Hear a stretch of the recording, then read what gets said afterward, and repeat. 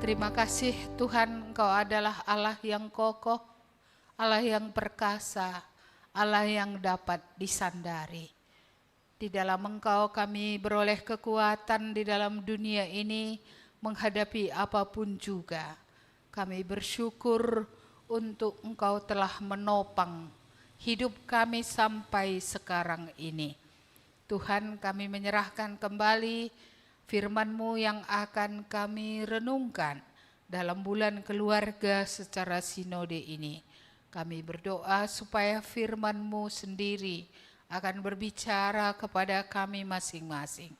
Agar dari firman-Mu itu kami sungguh-sungguh beroleh pegangan dalam hidup ini ya Tuhan. Mari Tuhan berbicaralah kepada kami. Hamba-Mu juga yang hina menyerahkan diri di hadapan-Mu, Engkau yang sungguh-sungguh akan menolong dia dalam seluruh keterbatasan fisiknya, agar Tuhanlah yang membuat ingatan boleh baik dan semua apa yang Tuhan taruh boleh dinyatakan. Mari Tuhan berkatilah kami semua, kiranya Roh-Mu yang menolong kami, supaya kegelapan itu tidak membuat kami tidur, tapi kami boleh bangun ya Tuhan. Mata kami boleh celik, telinga kami boleh terbuka untuk kebenaran. Dalam nama Tuhan Yesus kami berdoa. Amin. Silakan duduk, jangan bersandar ya, supaya jangan tambah ngantuk. Iya. Iya, ini udara panas ini juga kan membuat ngantuk. Iya. Mari kita membuka kitab Lukas pasal 2 ayat 25 sampai 35 di bawah tema sebilah pedang akan menembus jiwamu. Sebilah pedang akan menembus jiwamu. Lukas 2, 25 sampai 35.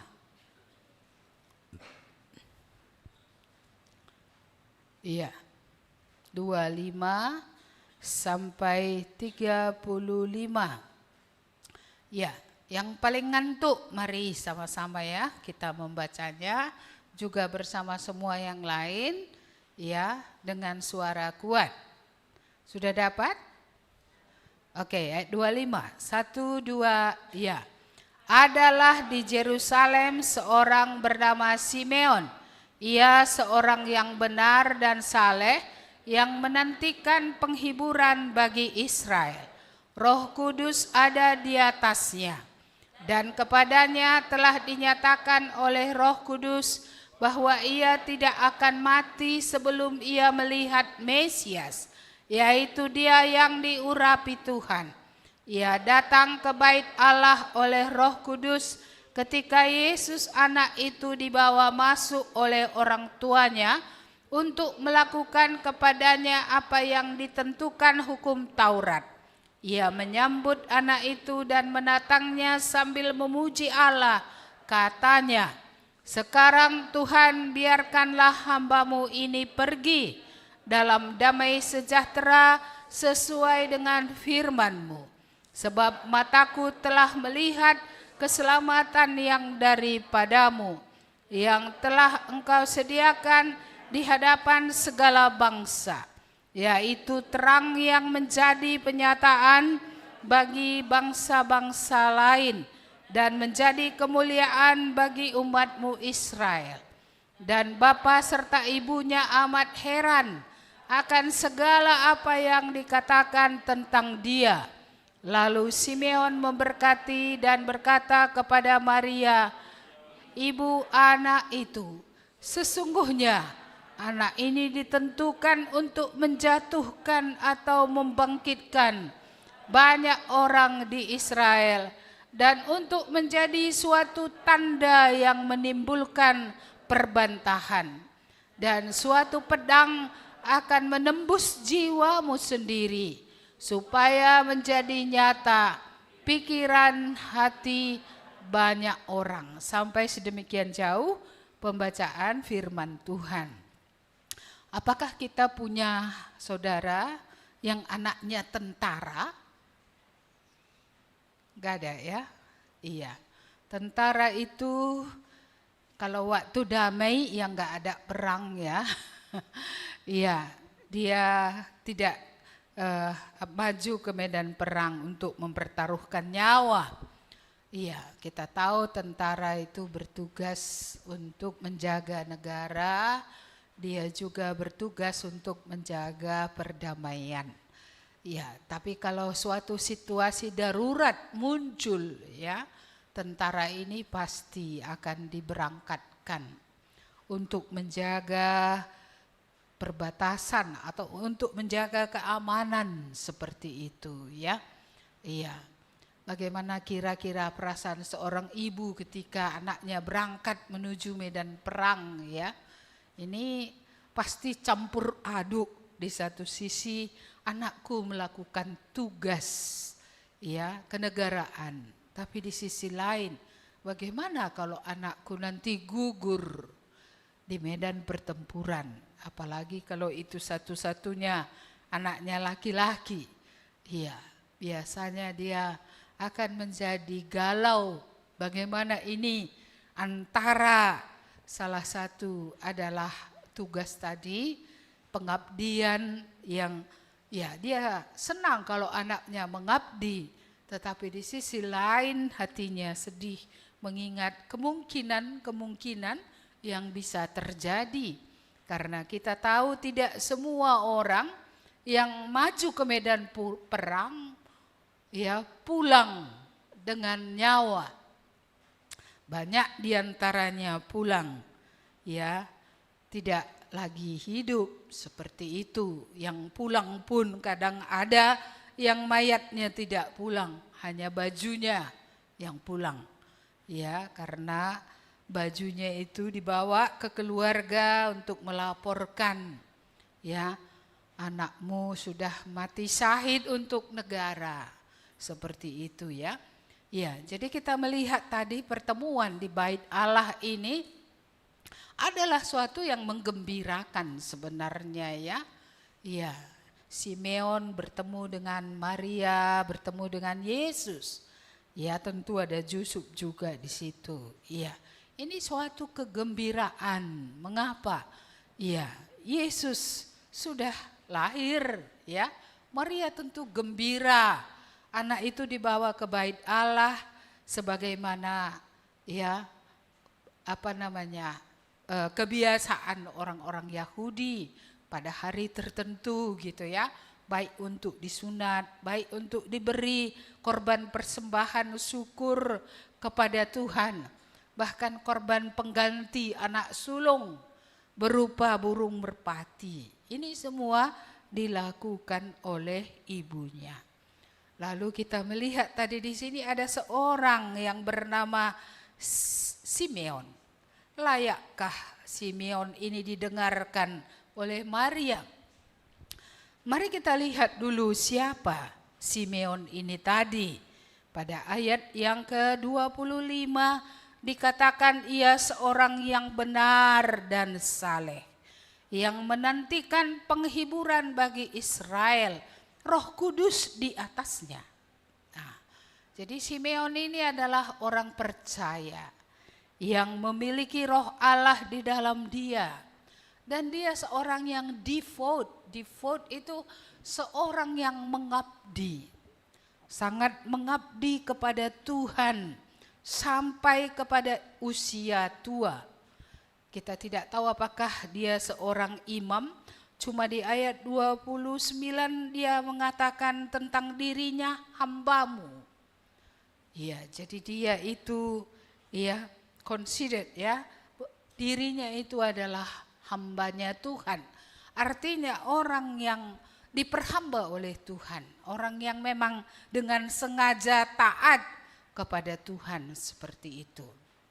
Ya, dan inilah Simeon, dan dia juga Roh Kudus ini menyatakan kepada dia beberapa hal. Yang pertama dalam ayat 26, kepadanya dinyatakan Roh Kudus bahwa ia tidak akan mati sebelum ia melihat Mesias. Iya. Jadi ada sesuatu di sini bahwa Roh Kudus berbicara kepada dia sebelum dia lihat Yesus dengan mata kepalanya sendiri, dia tidak akan mati. Yang kedua yang dikatakan dibuat oleh Roh Kudus, ia datang ke bait Allah oleh Roh Kudus ketika Yesus anak itu dibawa masuk oleh orang tuanya. Jadi kita melihat bahwa Roh Kudus menuntun dia ke bait Allah pada waktu yang sama ketika Yesus dibawa oleh orang tuanya ke bait Allah. Iya, ini bukan sesuatu yang kebetulan, bukan. Tetapi oleh karena Roh Kudus dia datang ke bait Allah itu pada waktu yang bersamaan, pada waktu yang tepat. Sehingga akhirnya penggenapan dari janji bahwa dia akan melihat ya Mesias sebelum dia mati itu digenapkan. Iya. Jadi pas dia datang, dia melihat anak itu, dia menatangnya dan berbicara tentang dia. Iya. Apa yang dikatakannya tentang Yesus? Ia menyambut anak itu dan menatangnya sambil memuji Allah, katanya, "Sekarang Tuhan, biarkanlah hamba-Mu ini pergi dalam damai sejahtera, sesuai dengan firman-Mu." Sudah siap dia pulang dengan damai sejahtera. Mengapa?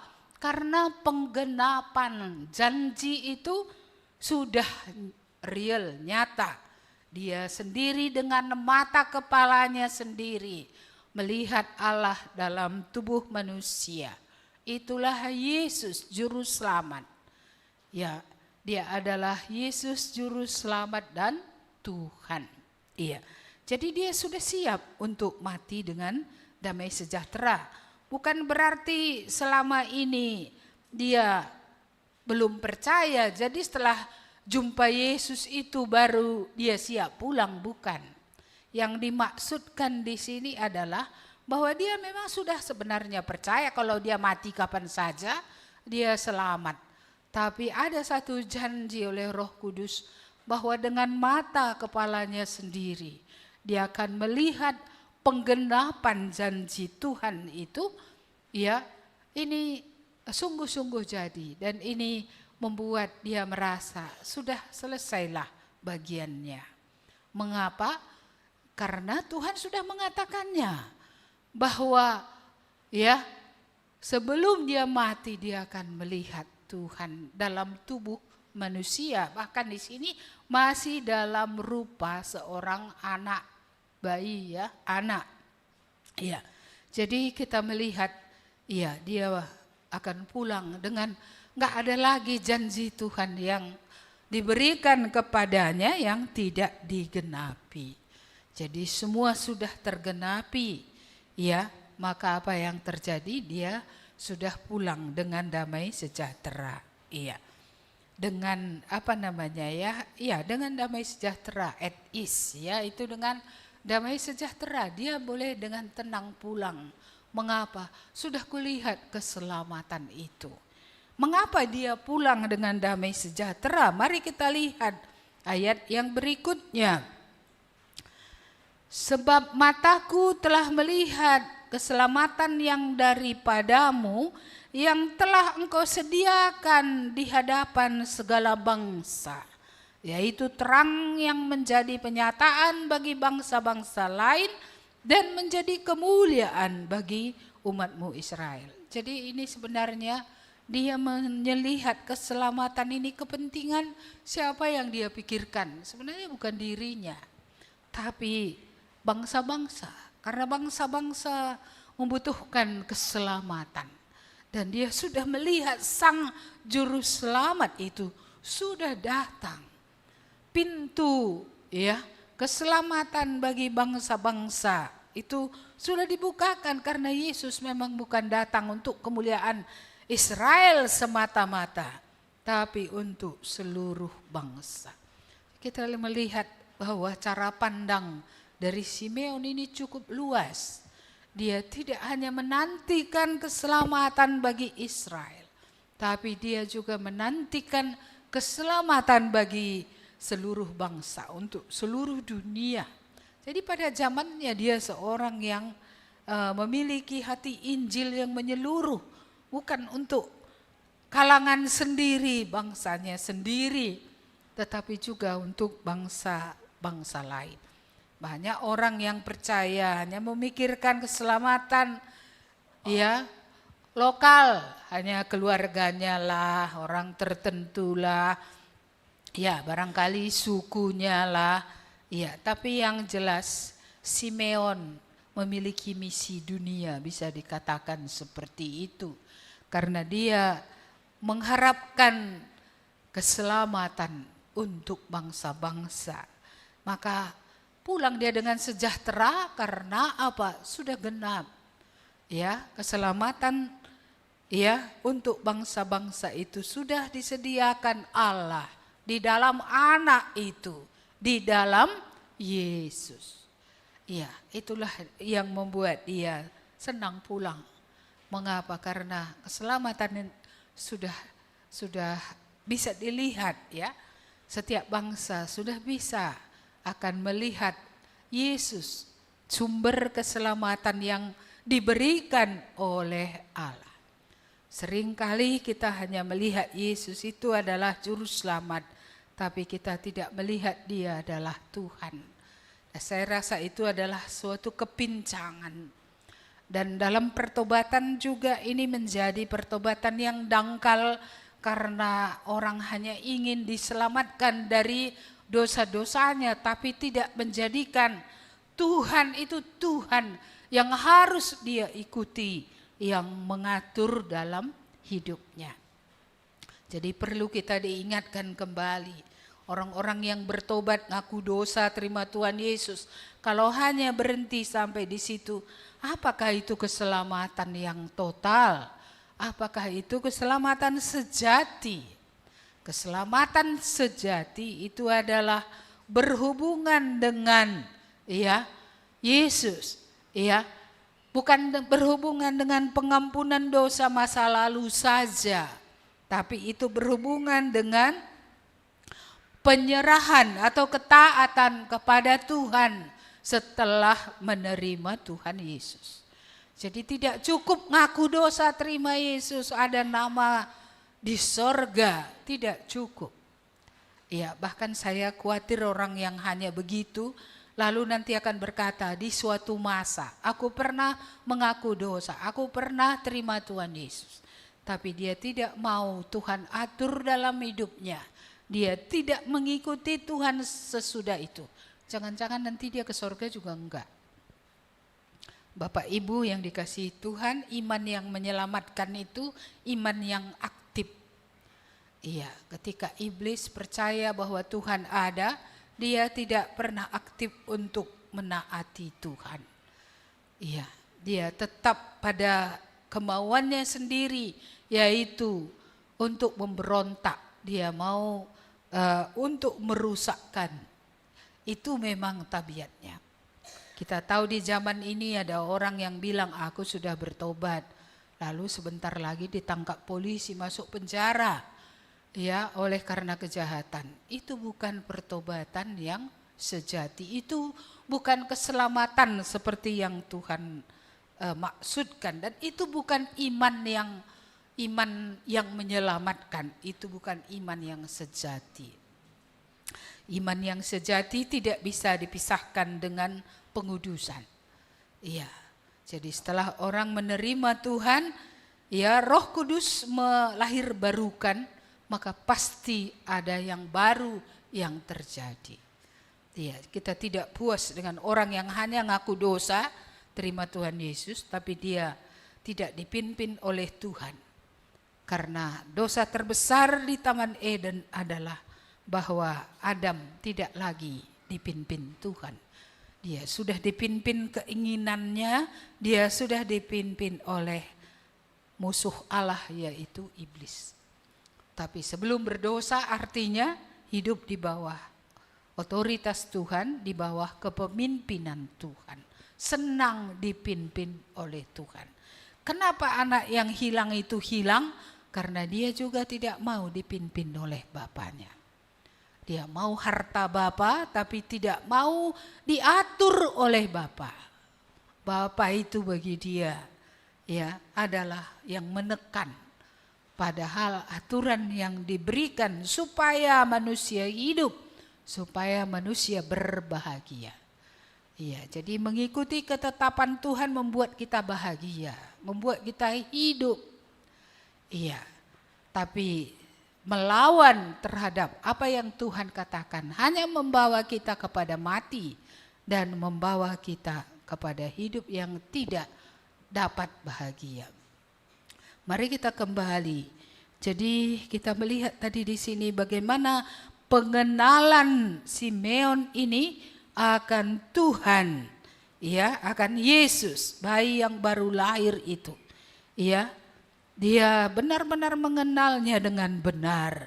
Ini yang diutus ya untuk memberikan keselamatan tadi kepada bangsa-bangsa, menjadi terang bagi bangsa-bangsa. Tapi juga menjadi kemuliaan bagi Israel kalau mereka percaya. Iya, karena kalau orang tidak percaya tidak mungkin dimuliakan kan? Iya. Jadi percaya itu hubungannya dengan pengampunan dosa, kelahiran kembali, kekudusan, hubungannya dengan kemuliaan. Iya, karena kalau tidak percaya, tidak akan pernah ya beroleh kemuliaan. Iya. Jadi layakkah apa yang dikatakan oleh Simeon ini dipercaya? Ya tentu saja. Karena Roh Kudus memang ada dalam dia, janji itu dia bisa lihat genap ya. Iya, dan pengenalannya akan Tuhan sungguh dalam. Mari kita lihat apa yang dia katakan tentang anak itu kepada orang tuanya. Ayat yang ke-34. Lalu Simeon memberkati mereka dan berkata kepada Maria, ibu anak itu, sesungguhnya anak ini ditentukan untuk menjatuhkan atau membangkitkan banyak orang di Israel dan untuk menjadi suatu tanda yang menimbulkan perbantahan. Apa maksudnya ini? Yesus ditentukan untuk menjatuhkan. Yesus ditentukan untuk membangkitkan. Apa maksudnya? Yesus adalah suatu tanda perbantahan. Ketika dia lahir, malaikat-malaikat berkata, kemuliaan bagi Allah di tempat yang maha tinggi, damai sejahtera di antara manusia yang berkenan kepadanya. Lalu di bagian lain dari Injil dia berkata, aku datang bukan untuk membawa damai. Aku datang untuk membawa pedang, memisahkan orang di tengah keluarga. Ya, memisahkan orang tua dari anak. Ya, memisahkan saudara bersaudara. Apa maksudnya itu? Iya, artinya kehadiran Yesus nanti punya dua dampak. Iya. Ada dampaknya adalah apa tadi katanya di sini istilahnya menjatuhkan. Iya. Mengapa? Iya, karena kalau orang tidak percaya kepada Yesus, memang dia akan jatuh sejatuh-jatuhnya. Apa yang diandalkannya dalam hidup ini untuk keselamatannya gak berhasil, gak bisa. Apapun yang telah dia capai di bumi ini setinggi-tingginya, ya. Seperti Nimrod yang membangun Babel. Apa yang terjadi? Keruntuhan. Jika manusia menolak kepada Yesus, keruntuhan. Hanya itu yang terjadi. Dalam Petrus dikatakan dia menjadi batu sandungan. Tersandung orang. Kenapa tersandung? Mereka mengandalkan apa yang mereka andalkan? Perbuatan baik mereka. Apalagi yang mereka andalkan? Iya, semua ya, pemberian mereka, bantuan mereka kepada orang lain. apa yang mereka andalkan. Apapun yang mereka andalkan adalah pekerjaan mereka sendiri, usaha mereka sendiri. Itu semua akan jatuh. Tidak bisa itu membuat orang sampai kepada keselamatan. Karena Yesuslah tadi keselamatan bagi bangsa-bangsa. Yesuslah keselamatan bagi orang-orang Yahudi. Jadi kalau mereka enggak mau dengan Yesus, apa enggak hancur? Apa enggak pecah? Iya. Jadi Yesus sudah ditentukan ya menjadi jalan pendamaian itu. Dia sudah ditentukan menjadi keselamatan, pohon keselamatan bagi dunia. Tapi apa reaksi dunia nanti terhadap Yesus ini? Sampai hari ini Yesus menjadi perbantahan di mana-mana. Siapa dia? Ada yang bilang dia Allah kecil. Ada yang bilang dia hanya nabi. Iya. Tetapi siapa dia sesungguhnya? Iya. Kadang orang ingin dia diselamatkan, tapi setelah itu dia hidup suka-sukanya. Berarti baginya Yesus tengah cuman juru selamat, tapi bukan Tuhan. Yesus juru selamat, iya. Dia menyelamatkan manusia. Ya, dari dosa. Dosa dibersihkan, ya, hati dibaharui tadi. Jadi pasti ada suatu yang baru yang terjadi ketika pembaharuan itu dilakukan oleh Roh Kudus lewat mendengar firman Tuhan. Maka benarlah lanai bo geluhku bagai si gel-gele.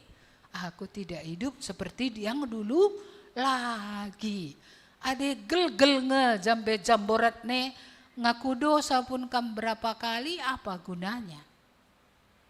Apa gunanya sampai iman keluar, ingus keluar, nangis? Ya, bukan nggak berguna kesadaran itu, tetapi apa gunanya jikalau hanya sampai di situ?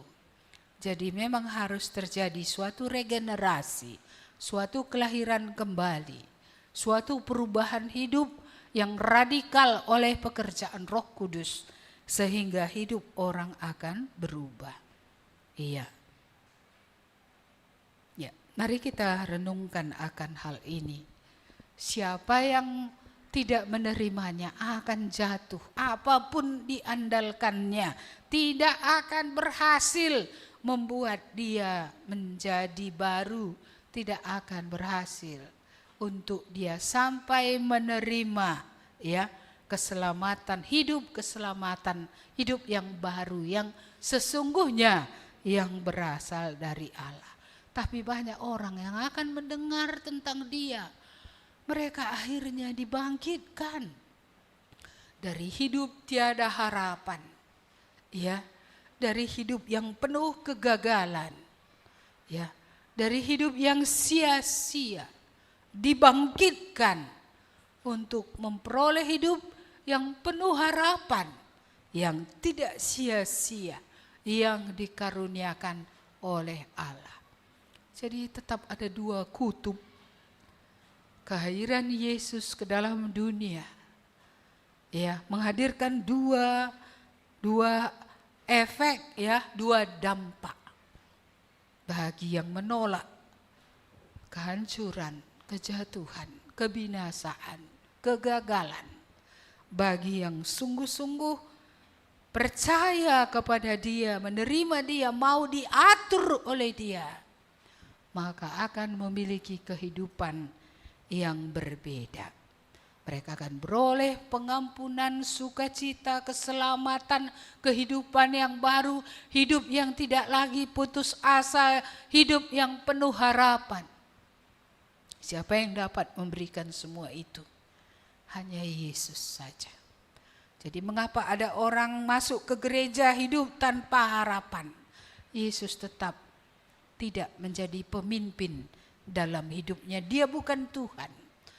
Dengan mulut dia berkata Tuhan Yesus atau Yesus engkau Tuhanku. Tapi dalam kenyataan dia tidak diatur oleh Tuhan. Iya. Belakangan ini si Natalin belajar eksposisi di sekolah gitu ya. Iya, jadi saya tanya, bagaimana? Apakah orang-orang di sana membaca Alkitab? Maksudnya dia yang membaca. Oh, ini baik, kulakukan. Ini berat, nggak usah lakukan. Ini kita yang membaca. Jadi bagaimana harusnya? Izinkan Alkitab itu membaca kita, berbicara kepada kita, kepada hidup kita. Dia adalah standar, dia adalah mercusuar, dia tidak bisa berubah. Yang harus berubah itu kita. Dia membaca hidup kita untuk mengubah kita. Beginilah pemahaman yang benar, baru kita bisa bersukacita dalam hidup ini. Banyak kali orang baca Alkitab, memilah-milah, bukan membiarkan Alkitab itu membaca hidupnya dan mengubah hidupnya, tapi dia yang memilahnya, yang menguntungkan bagi dia dipegangnya, yang dia anggap merugikan, dia tidak mau melakukannya. Ketaatan yang seperti ini bukan ketaatan yang benar. Saudara-saudara yang dikasihi oleh Tuhan, mari kita kembali kepada nats ini tadi. Ini sangat penting. Dia akan mendatangkan perpecahan, ya. Di keluarga pun, iya. Kalau keluarga itu tidak sama-sama datang kepada Tuhan. Bayangkan kita dalam sebuah keluarga. Ada yang didiami roh Allah, ada didiami roh setan. Lalu bagaimana kita enggak? Bagaimana kita bisa bersatu? Kita ingin satu, kami satu keluarga. Roh pemimpin dalam hati setiap orang itu ada beda. Kalau ada beda, dia dituntun oleh roh gelap. Kemana gelap menuntun dia?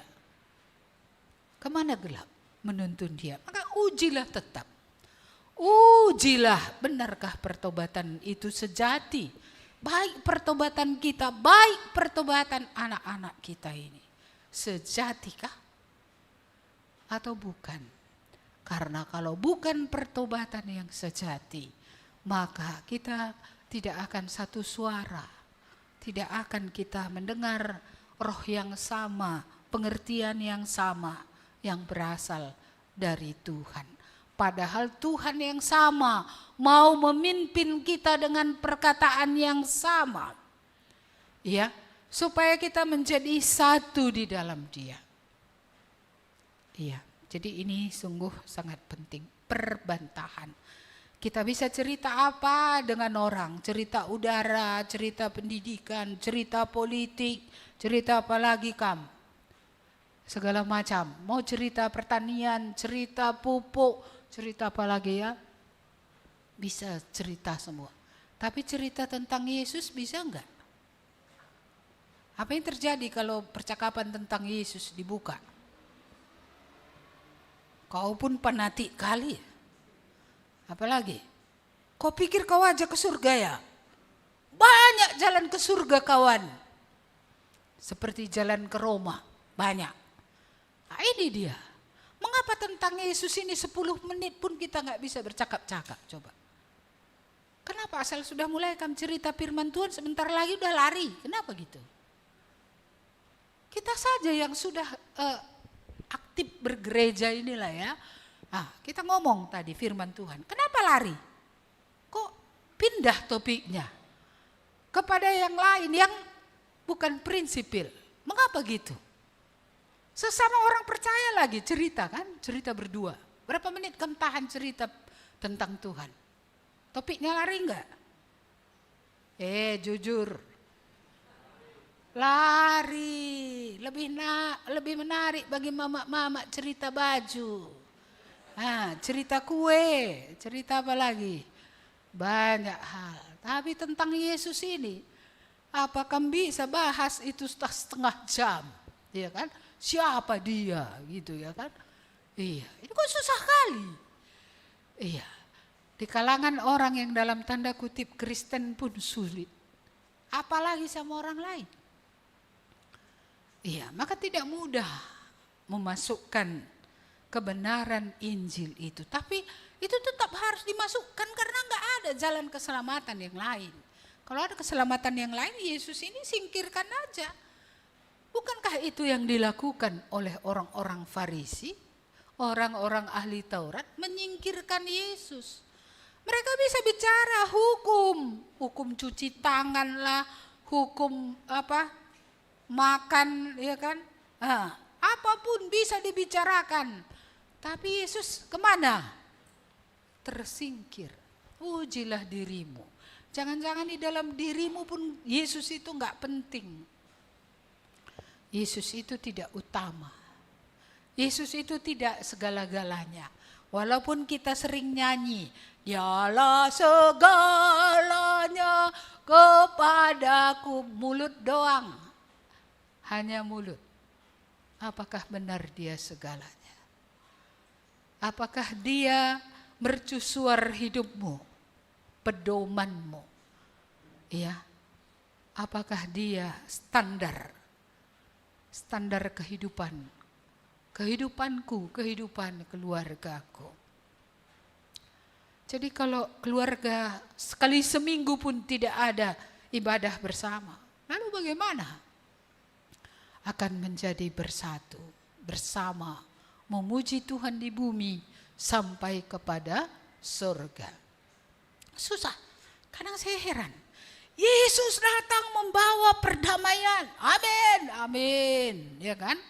Dia mendamaikan manusia dengan dirinya. Amin. Dia mendamaikan manusia dengan manusia lain. Amin juga. Kenapa kamu nggak bisa akrab dengan orang lain? Kenapa bersaudara pun masih tidak bisa saling mengampuni, tak bisa duduk bersama? Di mana aminnya salib itu ke atas dan ke samping? Jadi mulut tadi amin. Sekarang kita ini bukan perlu teori lagi. Teori sudah terlalu banyak di gereja ini. Tinggal melakukan saja. Kalau Yesus memang membawa perdamaian, damaikah aku dengan Allah? Adakah sesuatu antara aku dengan dia yang belum selesai? Berdamaikah aku dengan sesamaku? Bisakah kami saling mengampuni? Bisakah kita melupakan kesalahan orang? Bisakah kita tidak membangkit-bangkit? Apakah bisa? Itulah salib ke samping. Iya. Itulah salib ke samping. Ada perdamaian. Baru terakhir itu berdamai dengan diri. Tapi dengan diri pun banyaknya orang gak berdamai. Tetap sampai hari ini belum bisa nerima diri. Rambutnya terlalu keriting lah, jerawatnya tumbuh lah. Ini kalau remaja. Kalau orang dewasa kayak mana dia gak menerima diri? Dia gak menerima diri, dia tua. Jadi kayak mana kalau dia gak menerima diri, dia tua. Kayak orang muda dia buat dia. Naik pohon dia, tulangnya sudah rapuh. Coba. Ini kan gak bisa menerima diri ini. Iya, lalu udah tulang keropos, angkat berapa kilo? 50 kilo? Ini gak sadar. Iya, pencernaan sudah gak bagus. Makan cabai rawit, kata Pak Bangun. Gak boleh. Ini kan menerima diri nih. Enggak, sadar dong. Gigi sudah tinggal gigi rusak banyak. Lalu pengennya selalu yang keras-keras. Iya, kalau sayuran apa katanya? Lah terkaratku katanya. Tapi kalau ayam setengah masak pun belum lembut, babi pun sop belum udah lama-lama kayak mana? Giginya hancur lah, patah pun bisa. Iya kan? Ini dia. Jadi sering orang tua nggak sadar dia tua. Iya, orang muda pun nggak sadar juga. Dia masih muda, tenaganya banyak. Lalu apa yang dilakukannya? Nggak ada. Iya. Kalau di rumah, udah mamaku udah masak, mamaku udah ngerjakan. Biar aja mamaku terus dari kecil aku sampai mati nanti dia masak untuk aku, nyuci untuk aku. Anak macam apa itu? Iya kan? Ini anak apa anak ini? Ini manusia yang gak sadar ini. Masa sampai tua mamanya udah mongkok-hongkah, kakinya udah gemetaran. Itu lalap masak. Ya, iya, aneh itu. Iya, lalu kita ke rumahnya nanti, rumahnya yang jorokan. Di mana anak-anak di rumah itu? Apakah rumah sudah menjadi sebuah hotel? Semua orang datang, makan, tidur, nggak ada yang nyapu, nggak ada kebersihan. Loh, ini apa ini? Orang kayak gini mau masuk surga? Menurut kalian cocok masuk surga nggak orang gini? Nggak usah dulu Tuhan menilai, kita menilai dulu lah. Apakah imannya iman yang aktif, iman yang menyelamatkan, iman yang berdampak? Enggak. Iya, karena dia beriman, tapi tanggung jawabnya enggak ada. Gimana beriman tak bertanggung jawab? Sama juga itu kayak penyewa-penyewa rumah. Saya perhatikan itu ya. Rumah disewa, tapi dia enggak buat seperti rumahnya sendiri. Kayak hotel tadi juga, enggak bersih. Ketika kita melihatnya kita enggak nyaman nengoknya. Iya. Begitukah seharusnya? Bukankah kalau kita sudah, walaupun kita membayar, kita harus bertanggung jawab. Ya, seperti itu rumah kita sendiri. Sehingga seperti dulu kami menyewa pasar baru itu dulu ada suratnya pun harus ditulis itu. Dikembalikan seperti semula. Di atas materai. Iya, saudara tahu. Rumah itu kami cek juga keluar dari sana. Karena harus seperti semula. Semua harus bagus dibuat. Walaupun nanti yang punya itu mau dirobohkannya, mau apa. Pokoknya ketika serah terima itu harus seperti semula. Jadi mari kita ya. Supaya iman kita ini bukan iman mengambang. Enggak ada realnya dalam kehidupan. Iya. Yesus itu bukan juru selamat yang mengampuni dosa saja dan memberikan surga. Yesus adalah juga pembaharu dan Yesus juga adalah Tuhan yang harus ditaati. Pertobatan yang sejati tidak bisa sampai pada dosa selesai. Pertobatan yang sejati harus setelah kita datang kepada Tuhan, kita diatur oleh Tuhan, menaati Tuhan terus dalam hidup kita. Walaupun mungkin kita pernah jatuh, kita bangkit, tapi kesanalah tujuan kita, mata kita, tujuan kita, hidup kita terus menerus harus dibaharui. Ada satu kalimat lagi di sini pada ayat yang ke-35. Dan suatu pedang akan menembus jiwamu sendiri, supaya menjadi nyata pikiran hati banyak orang.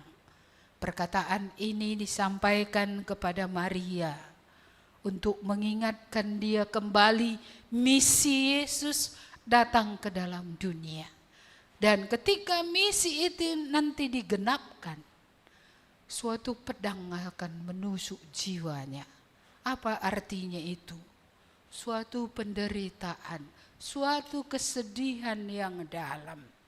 Mengapa dia akan memiliki pedang yang menusuk ke dalam hatinya, suatu kesedihan, suatu penderitaan, padahal kehendak Allah digenapkan. Karena dia masih manusia, dia masih punya emosi. Bagaimana hatinya ketika melihat orang-orang menolak anaknya yang dilahirkannya dalam tanda kutip. Bagaimana hatinya ketika melihat Yesus bukan saja ditolak, dianiaya, dibawa ke kayu salib. Sebagai seorang ibu yang lewat dia Yesus datang ke dalam dunia. Bagaimana perasaannya? Bagaimana hatinya ketika melihat Yesus di kayu salib itu berteriak, Eloi, Eloi, lama sabatani. Bagaimana hatinya ketika Yesus berkata, Bapa, kepadamu kuserahkan nyawaku. Bagaimana hatinya ketika Yesus berkata, ya tetelestai, sudah selesai. Bagaimana hati seorang ibu melihat kalau secara manusia ini anak yang dilahirkan, pasti ada kesedihan yang dalam. Sekalipun ya anaknya itu bukan berdosa, anaknya tidak berdosa. Anaknya ini melakukan apa yang ditugaskan oleh Bapa, ya Bapa Surgawi kepadanya. Ya, melihat itu semua, hati yang tertusuk. Hari ini, apakah hati kita tertusuk ketika anak kita berkorban karena kebenaran? Atau apakah hati ini tertusuk oleh karena anak kita tidak hidup dalam kebenaran? Yang mana yang menyedihkan?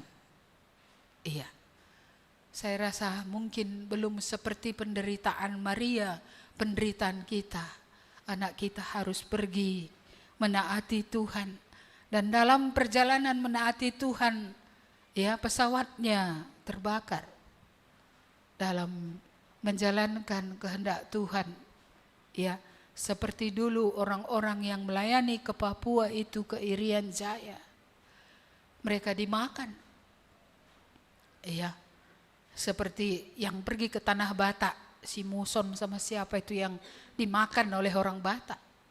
Bagaimana perasaan orang tua? Bagaimana perasaan orang tua kalau anaknya menyerahkan diri kepada Tuhan dan kemudian anak itu menderita? Ada pelbagai-bagai jenis derita sebagaimana prajurit tadi, sebagai prajurit atau tentara yang dikirim ke medan peperangan. Ada berbagai derita yang dia alami. Bagaimana perasaan seorang ibu tadi? Apakah dia berkata, anakku gak usah jadi tentara, gak usah berikan yang terbaik? Mungkinkah ada orang tua juga yang begitu terhadap anaknya, sehingga berkata, gak usah taat-taat kali nakku. Nah, pokoknya kau udah datang kan, namamu tertulis di surga, gak usah lah kau taat-taat kali gitu. Kurasa gak ada orang tua gitu ya.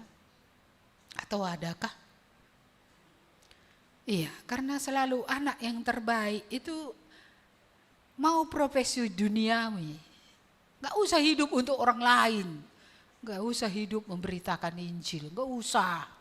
Iya, yang itu orang lain aja, yang agak setengah bodoh, ya, atau yang tak berhasil di mana-mana. Hari ini hamba Tuhan dibutuhkan bukan orang yang seperti itu ya.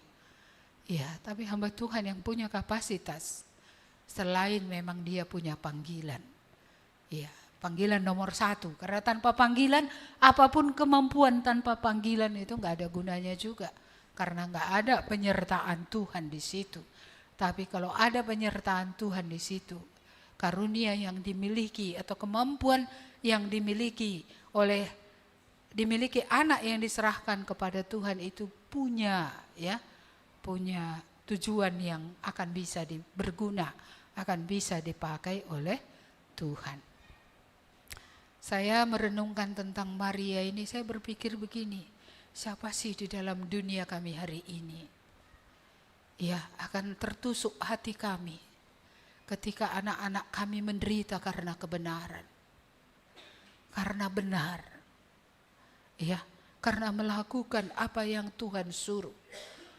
Karena amanat agung, karena kehendak Bapa. Nampaknya Maria tidak bisa dibebaskan dari penderitaan. Ya. Walaupun anaknya melakukan misi Allah. Tetap hatinya tadi akan tertusuk, menembus dengan dalam. Menembus dengan dalam. Lalu bagaimana tadi dengan kita?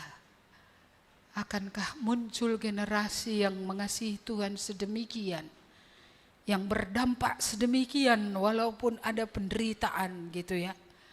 Dan kita yang melihatnya memang tertembus juga hati kita. Di satu sisi kegembiraan, ketaatan. Di satu sisi lain kesedihan oleh karena penderitaan. Maria dipersiapkan dengan perkataan yang disampaikan oleh Simeon ini dari Tuhan. Sehingga dia menyimpan semua ini dalam hatinya. Saya yakin dia menggumulkannya. Mungkin entah karena itulah, walaupun hatinya remuk, dia ikut sampai ke kayu salib. Ketika Yesus disalibkan, Maria berdiri di situ. Yohanes berdiri di situ, murid Yesus. Dan itulah penyerahan terakhir Yesus tentang Maria. Apa katanya?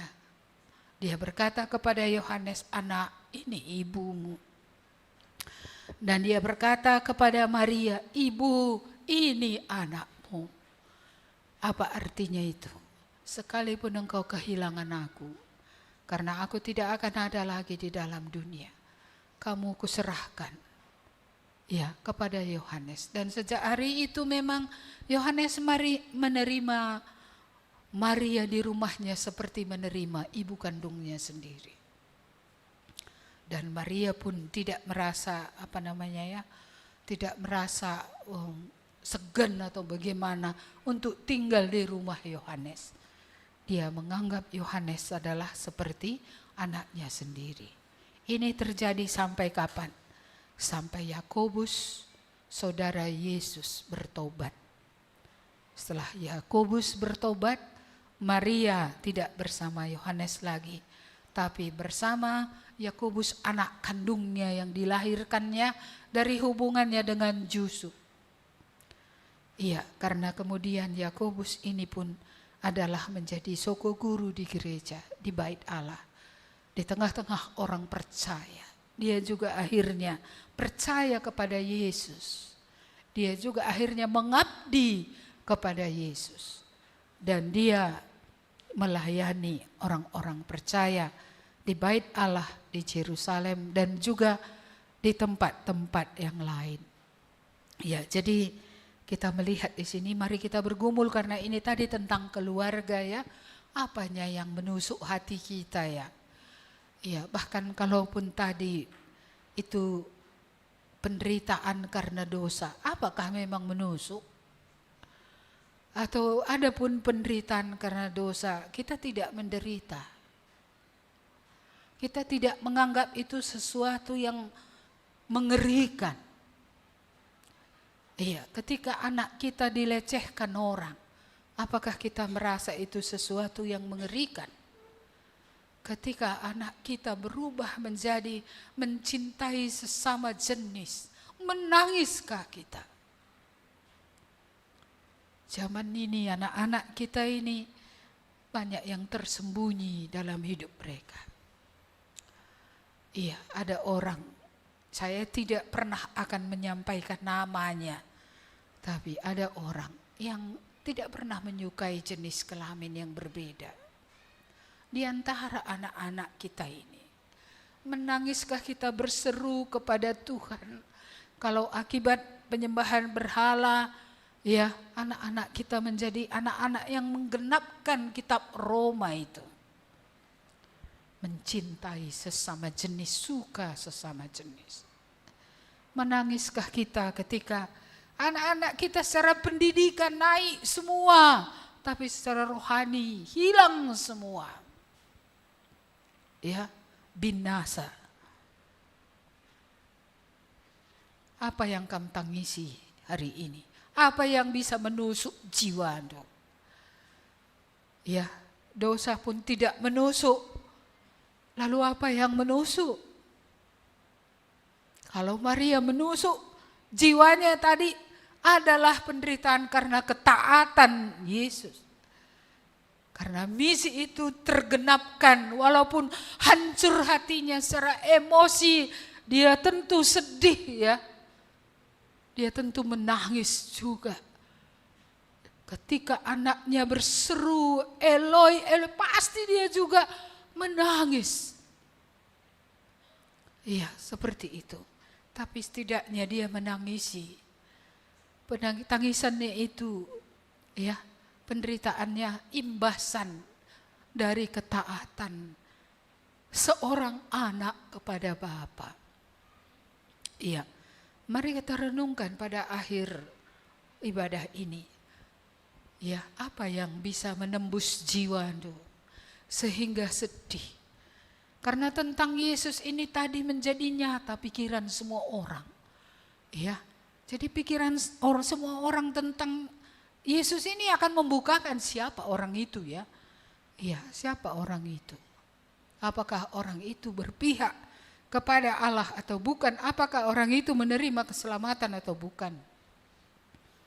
Lalu kita, ya, apa yang bisa menembus jiwa kita? Seperti apa sehingga kita bisa bergumul lebih banyak?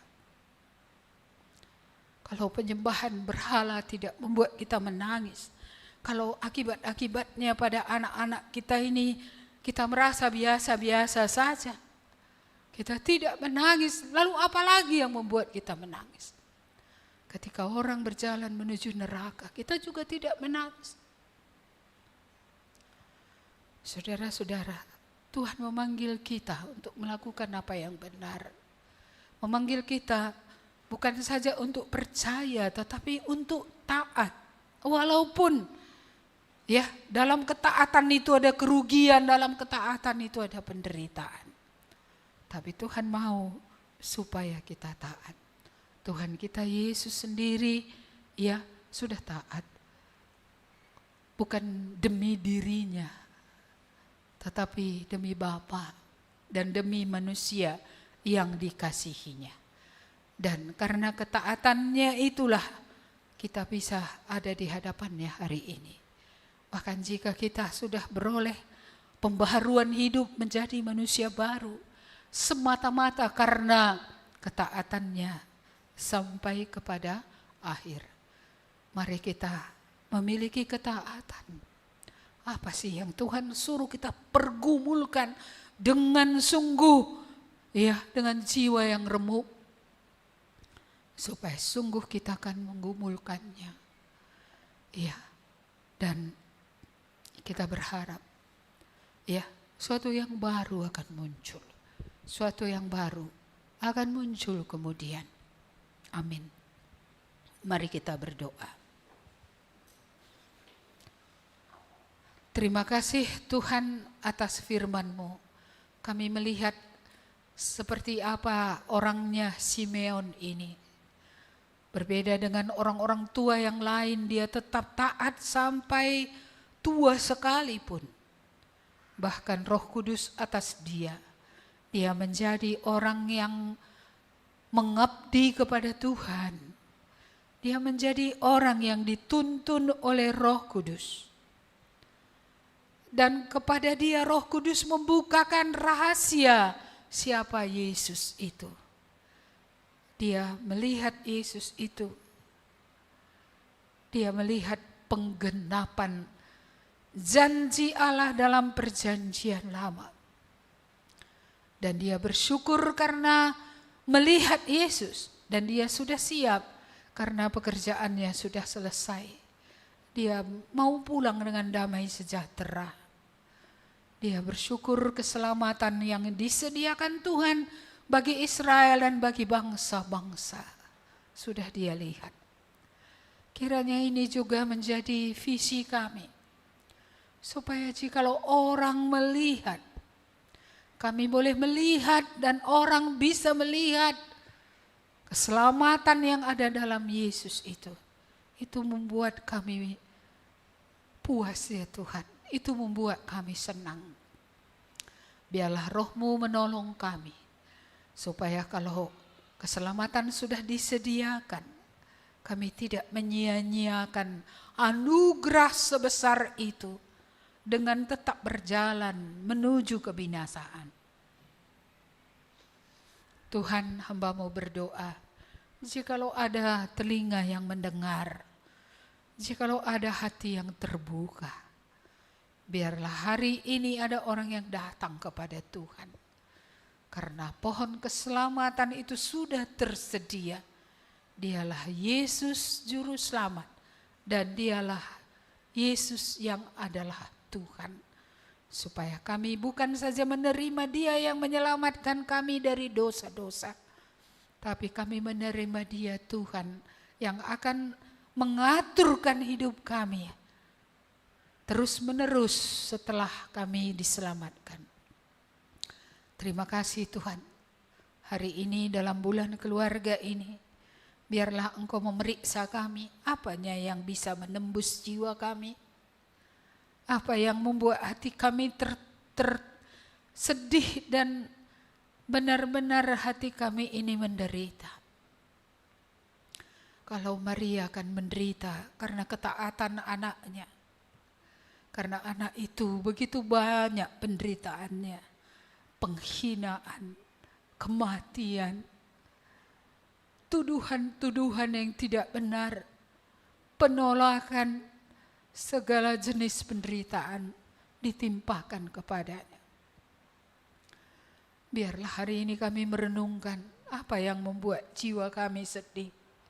Apakah kami sedih melihat orang-orang yang terhilang, bahkan orang-orang terdekat di tengah-tengah kami pun yang masih tidak jelas imannya, iman yang abu-abu. Apakah yang kami sedihkan sebagai seorang ibu, sebagai keluarga ya Tuhan, bahkan sebagai bapa, apa yang kami gumulkan? Kiranya Roh-Mu menerangi hidup kami ini, supaya kami boleh menjerit untuk jiwa-jiwa yang hilang. Dan sekalipun kami menangis, kami akan mendukung anak-anak kami melakukan yang benar. Walaupun ada kerugian, walaupun ada penderitaan. Tetapkanlah hati kami Tuhan. Apapun yang terjadi, kalau anak itu taat kepada Tuhan, kami sungguh akan mendukungnya. Sekalipun kami berurai air mata mungkin melihat penderitaannya di masa depan.